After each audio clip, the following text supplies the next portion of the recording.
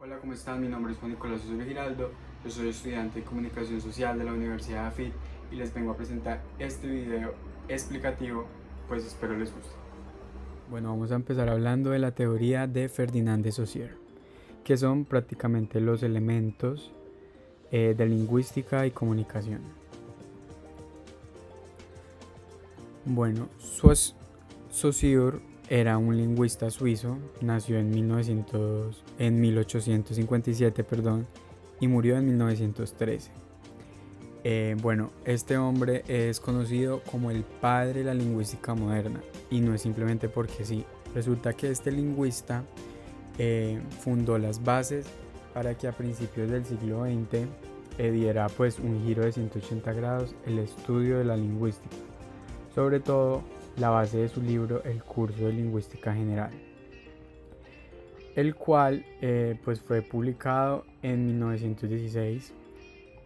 Como lo pueden ver acá en esta imagen, fue publicado en 1916.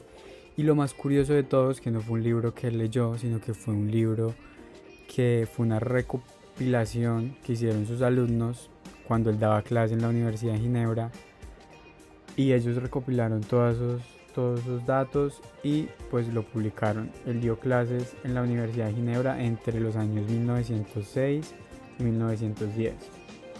Entonces, pues por lo cual no escribió pues propiamente el libro. Bueno, comencemos hablando sobre el lenguaje. Según Ferdinandi, el lenguaje lo podemos definir. El lenguaje es prácticamente como un sistema, ¿sí? Un sistema comunicativo que es innato del ser humano, y pues por lo tanto, por ser innato del ser humano, es totalmente universal. Entre otras palabras, es decir, el lenguaje es la herramienta que tenemos para comunicarnos pues más fácilmente entre nosotros. Es decir, desde que tú naces totalmente como ser humano, ya tienes el lenguaje dentro de ti, o sea, es algo totalmente propio del ser humano. Y pues el lenguaje es la herramienta por la cual nos comunicamos. Podemos imaginarnos, por ejemplo, a tres personas en su lugar de trabajo conversando, ¿sí? Pero esa forma de conversar no es la única herramienta que tenemos. También tenemos la herramienta escribiendo pues digitalmente o escribiendo una carta. También están las señas, que las señas han estado toda la vida desde la antigüedad. Este otro ejemplo que pues yo lo quise poner porque me parece que los stickers de WhatsApp son una herramienta espectacular para uno poderse comunicar. Yo creo que son de las mejores cosas que han podido inventar. Y otro ejemplo también muy claro podría ser, no sé, profe, si tuviste la serie Breaking Bad, donde aparece este personaje que se llama Héctor Salamanca, y él se comunica mediante ese timbre. Entonces él timbra una vez diciendo sí y timbra dos veces diciendo no. Entonces, bueno, con eso creo que queda claro que el lenguaje es una herramienta y que tenemos muchísimas herramientas pues para podernos comunicar. La lengua es prácticamente un idioma. La lengua es el idioma. La lengua e idioma es prácticamente lo mismo. Yo creo que muchas veces escuchamos hablar de la lengua española como sinónimo del español, o la lengua inglesa como sinónimo del inglés. Bueno, un idioma es precisamente lo que nosotros acabamos de definir. Es un sistema, es decir, una construcción social de lo que nosotros mismos hemos elaborado con el paso del tiempo. Es decir, todos colaboramos y vamos construyendo con el paso de los tiempos nuestro idioma. Nuestro idioma, recordemos a Mark Okrand, quien fue el creador para un idioma para la película Star Trek. Y bueno, todo el mundo, cuando empezó esta película, más o menos entre los 70, finales de los 70 y principios de los 80, que fue creada esta película Star Trek. Y pues bueno, crear un idioma para una película, bueno, normal. Pero los fanáticos, después del gran éxito de la película, quisieron apropiarse totalmente del idioma Klingon, que fue el que inventó este personaje el idioma Klingon. Y pues nada, fue totalmente un boom y fue ahí cuando los fanáticos se apropiaron de él, quisieron empezar a estudiarlo, quisieron empezar a entenderlo, quisieron también enseñárselo, hubieron muchos que se lo quisieron enseñar hasta a sus hijos y así sucesivamente se fue regando y se fue expandiendo el idioma Klingon y pues en la actualidad como podemos ver acá, y como pueden ver acá pues tenemos diccionario Klingon, hasta en español hay diccionario Klingon para usted aprenderlo, para bueno. Entonces pues con este ejemplo más nos damos cuenta de que la lengua es algo social. Bueno, ahora continuamos con el habla. El habla ya es la forma en la que una persona natural, se puede decir, pone en práctica pone en práctica su propio idioma, es decir, la forma en que cada persona ya individualmente pone en práctica y utiliza su idioma o los diferentes idiomas que puede llegar a hablar. Cada persona tiene una forma de hablar distinta.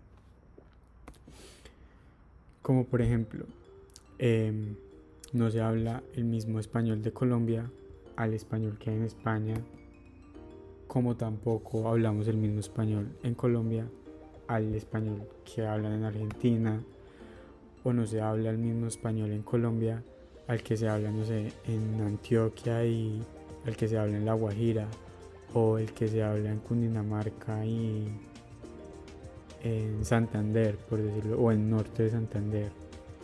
Entonces, el habla es lo individual que tiene el lenguaje. También no se habla igual en un barrio, no sé, estrato alto como sería los Hamptons de Nueva York, a como se habla en Queens, en la ciudad de Nueva York, o como habla mi mamá, distinto a lo que habla mi hermana, o como hablo yo. Entonces el habla es algo totalmente individual. Continuemos hablando del signo lingüístico. El signo lingüístico está compuesto por un significado y un significante. El significado, como podemos ver acá, es el concepto como tal, y el significante es la imagen acústica. Pero pues definamos más o menos qué es el signo lingüístico. Bueno, el signo lingüístico es como una unidad básica con la que se forma una lengua. Es decir, o dicho pues al revés, que las lenguas se componen más o menos de signos lingüísticos. Y estos pues a su vez se componen como de una dualidad, se puede decir, entre el significado y el significante. Vamos a ver un ejemplo sobre el significado y significante.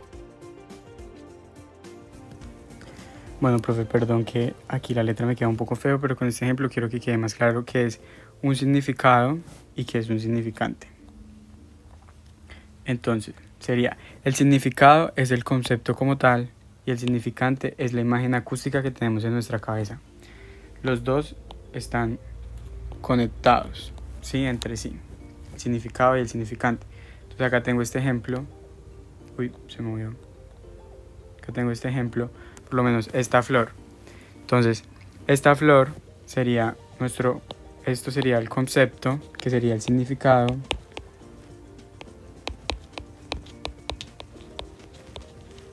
Que sería el significado.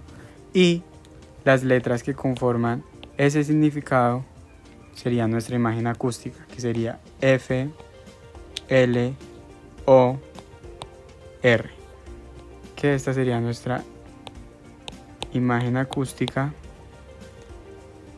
y sería nuestro significante.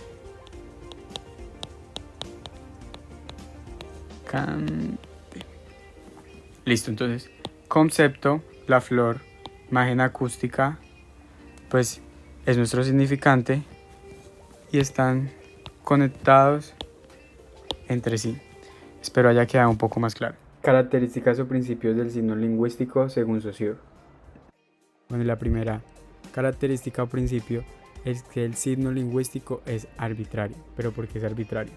Pues es arbitrario porque no hay una relación como exacta o no hay una relación que sea como totalmente cierta entre el significado y el significante. Por ejemplo, yo tengo este significado y lo relaciono automáticamente con este significante, escaleras. Y pues en otro idioma obviamente no sería así, porque escalera se dice diferente en todos los idiomas. Entonces, por esta razón, el signo lingüístico es totalmente arbitrario.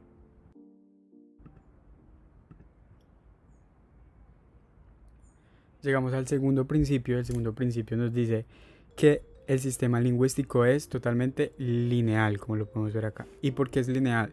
Porque los elementos tienen que ir uno detrás del otro. Es decir, yo no puedo decir la palabra, por ejemplo, constitución de una sola vez.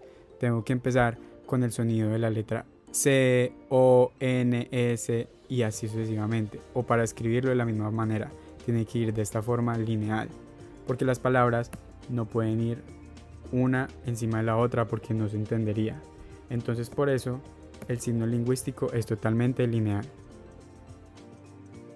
Bueno, la siguiente característica es que el signo lingüístico es mutable e inmutable.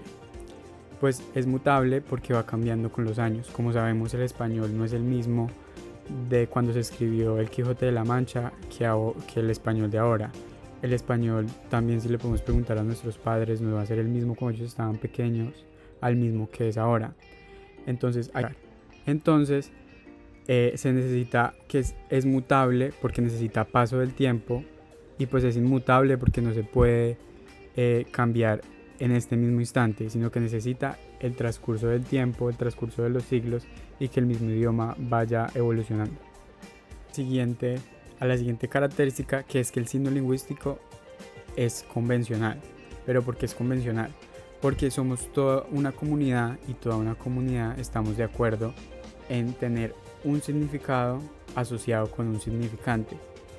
Es decir, que tenemos una palabra, un objeto, un concepto con una imagen acústica ya establecida. Y pues mientras que todos estemos de acuerdo, pues va a seguir siendo así. Entonces, de esa manera es totalmente convencional. Porque, por ejemplo, yo tengo este significante y automáticamente lo relacionamos con este significado. Entonces, por esta razón, el signo lingüístico es convencional, porque mientras que todos estemos de acuerdo, así va a seguir siendo. Finalmente llegamos al quinto principio del signo lingüístico, y este nos dice que es articulado. ¿Pero por qué es articulado? Es articulado porque la definición del signo lingüístico dice que es la unidad básica con la que se forma una lengua. No es mínima, es totalmente básica, por lo que pues todavía el signo lingüístico se puede fragmentar, por decirlo así, en unidades mucho más pequeñas, como lo son los morfemas, los gramemas y los fonemas. Bueno, y continuamos hablando del modelo pragmático de la comunicación. María Victoria Escandel es una profesora lingüista que influyó muchísimo dentro de los conceptos pues, de la pragmática. Los conceptos de Escandel se dividen en dos elementos, que son la naturaleza material y la naturaleza inmaterial. Lo material es todo aquello que podemos percibir, aquello que es pues, más tangible. Y entre ellos está el emisor. El emisor pues que es la persona que envía un mensaje hacia otra. Y ese emisor también puede cambiar en medio de una conversación y puede ser destinatario. Está el destinatario, que es la persona a la que le han dicho el mensaje.